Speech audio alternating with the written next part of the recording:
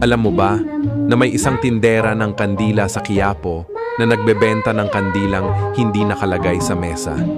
Maraming nagsasabing matagal na daw ang babaeng nakapwesto doon, nakaupo sa gilid ng simbahan, balot-balot ng pulang shawl, at pabulong kung magdasal sa wikang hindi kilala ng kahit sino.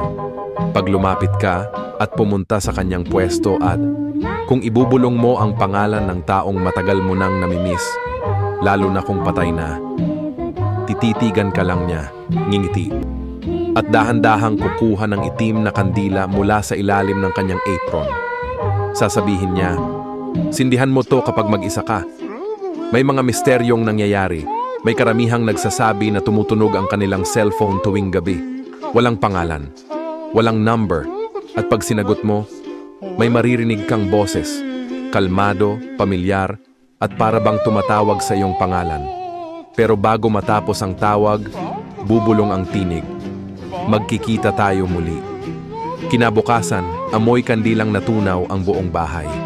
At sa kwarto, may naiwan na itim na kandilang ubos na at umuusok pa.